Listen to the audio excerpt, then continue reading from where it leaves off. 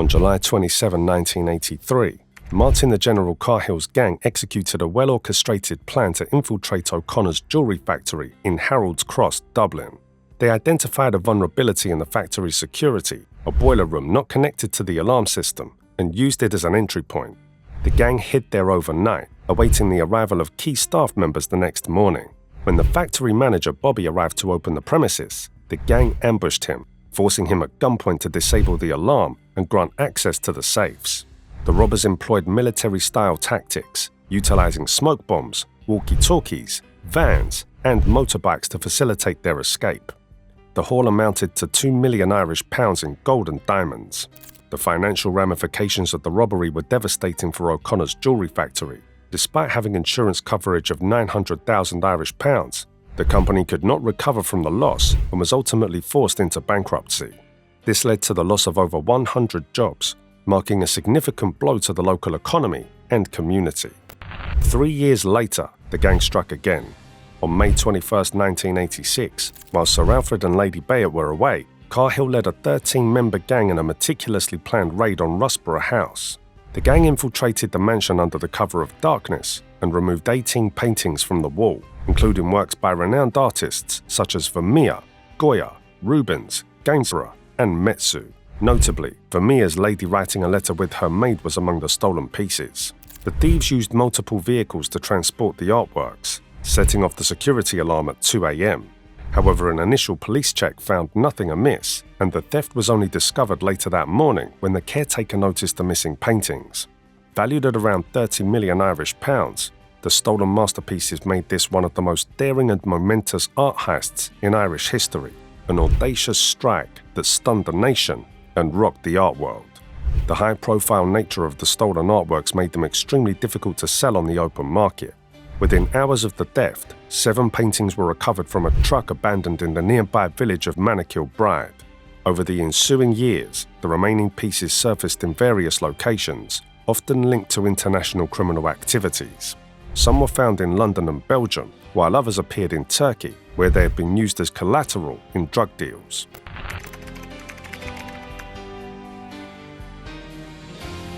Nothing in his early life hinted at the criminal empire he would one day help build.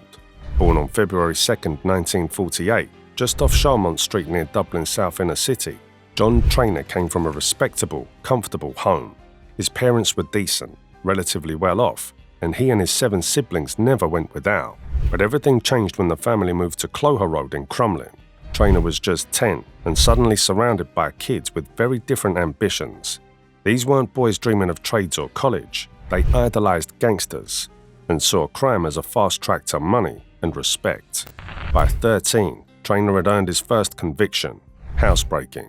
A month later, he was behind bars, tasting prison for the first time. Over the next 5 years, he racked up multiple convictions and spent 9 months in jail for larceny, robbery, and burglary. Desperate to straighten him out, his horrified father pulled him from the streets and sent him to sea at age 15, signing him up with Irish Shipping and the B&I Line. It was a last-ditch effort to rescue a son already slipping beneath the surface of Dublin's criminal underworld. However, the move turned out completely different than his father had hoped. It was meant to set him straight, but the sea would steer John Traynor deeper into darkness. Instead of reform, he found John Gilligan. Their meeting, seemingly incidental, would become a turning point with devastating consequences for Ireland years later. The two struck up a friendship that would evolve into a dangerous and enduring criminal partnership. Back on dry land, Traynor tried on the mask of a family man. In 1973, he married Michelle Sexton, a naive country girl who had no idea what she was walking into. They settled in Temple Oak, South Dublin, and raised 4 children, 2 sons and 2 daughters, between 1974 and 1985. But behind closed doors, the mask slipped. Traynor was a chronic womanizer with a taste for drink, gambling, and fast money. Michelle endured a husband who was rarely home because he was either with another woman or behind bars. In December 1977, Traynor was sentenced to 5 years for possession of a firearm with intent to endanger life. Just days later, he was hit with another 5-year stretch, this time for assault, burglary, larceny, and common assault. Luckily for him, the sentences ran concurrently. Unluckily for everyone else, prison didn't reform him, it refined him. By the time he was out, Traynor was a polished conman and trusted middleman in Dublin's underworld. He forged counterfeit checks and bank drafts, moved stolen goods with ease, and laundered cash for the city's biggest gangs. He partnered with well-known criminals like Fran the Lamb Cunningham and Sean Fixer Fitzgerald, the latter becoming his closest ally. In the 1980s, he gravitated toward Martin the General Cahill, the calculating mastermind behind some of Ireland's most infamous heists. The two men, so different in style, clicked. Cahill was silent, shadowy, and controlled. Traynor was loud, flashy, and reckless, but he proved invaluable to the general, acting as his consigliere and public face. The pair even went in on a pub together. Traynor, who came from a more comfortable background and was involved in the pub trade and dog racing circles, was drawn to the allure of the criminal lifestyle. Then, in late 1982, Traynor came to Cahill with a bold idea, a plan to rob O'Connor's jewelry factory in Harold's Cross. He had an inside man feeding him details about alarms, layouts, and security blind spots. In July 1983, the plan came to life. Cahill, Traynor, Martin the Viper Foley, and a group of 8 pulled off one of the most audacious robberies in Irish history, escaping with gold and jewels worth £2 million. It was a heist that would redefine their legend and begin their spiral into violence, paranoia, and betrayal. The heist sealed Traynor's status as a criminal mastermind and catapulted Cahill to the top of Ireland's underworld. But their success came at a price. It put them squarely in the crosshairs of the IRA, setting the stage for a deadly confrontation. In 1992, Traynor's criminal ambitions caught up with him when he was arrested and convicted in the UK for his role in one of the most audacious financial crimes in history, the infamous City Bonds robbery. On May 2nd, what appeared to be a routine mugging of a courier in London quickly unraveled into a staggering £291.9 million heist, worth nearly £840 million today. But this was no street-level crime. It was a meticulously orchestrated operation that spanned continents, roping in the New York Mafia, Colombian drug lords, and even the provisional IRA. The sheer scale and sophistication of the fraud made it one of the biggest robberies the world has ever seen, and Traynor was right at the heart of it. After the robbery, Traynor collaborated with associates James Danger Byrne and Francis Conlon to launder the stolen bonds. They attempted to use some of the bonds as collateral to secure a £200,000 advance from a Swiss bank under the guise of funding a fictitious £100 million Caribbean resort. The bank grew suspicious and alerted authorities. When an associate returned to the bank to collect the remaining funds, he was told to wait. During this time, he contacted Traynor, who was nearby. Police arrested both men in a coordinated operation in London and Geneva. Traynor was charged with handling stolen goods and sentenced to 7 years in prison. In July 1990, he began serving his sentence at HM Prison High Point North in Suffolk. While behind bars, Traynor rubbed shoulders with some of the biggest names in the drug trade, and he took notes. In November 1992, he was granted temporary home leave to visit his family in Dublin.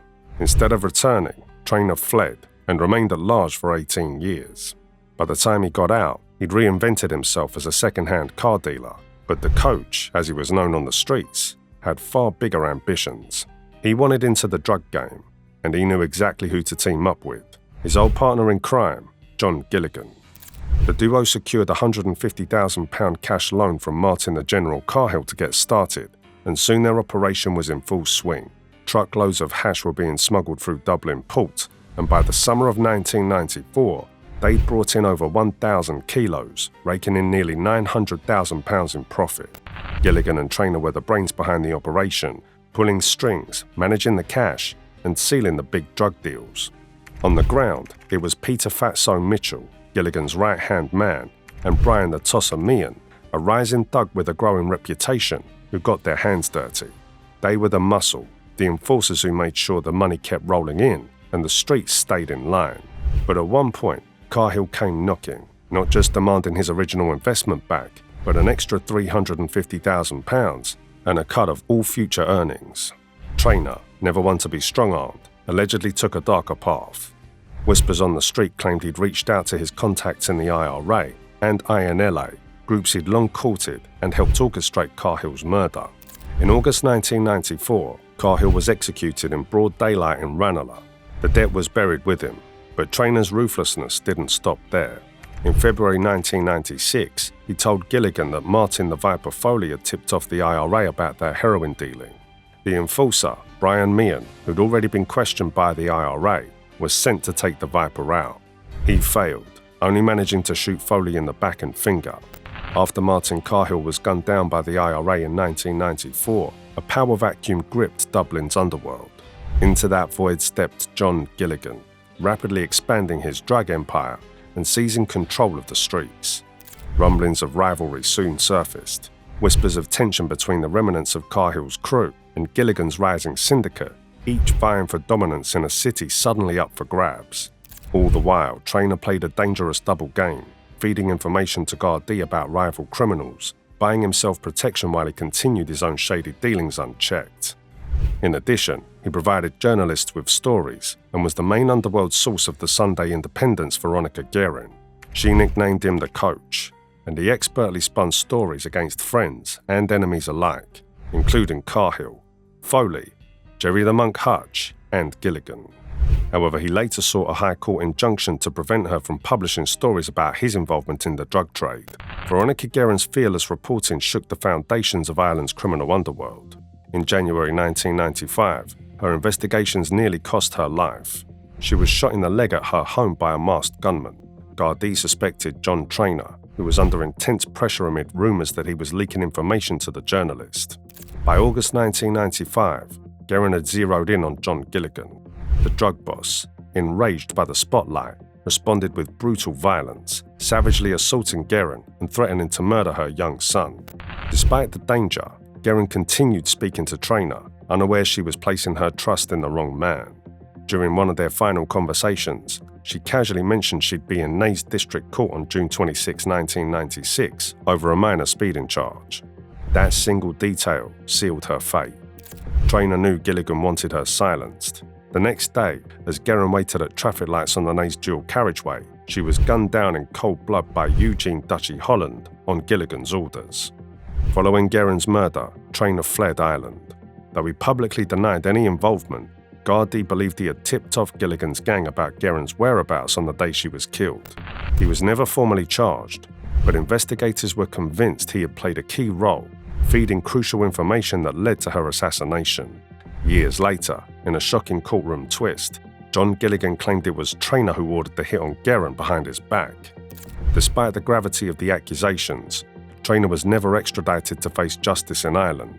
The evidence, authorities admitted, just wasn't strong enough to hold up in court. Traynor eventually settled in Amsterdam, where he ran a bar called The Hungry Goat alongside his longtime lover of over 20 years, Sharon Kiernan. But despite the change in scenery, he never left his old ways behind.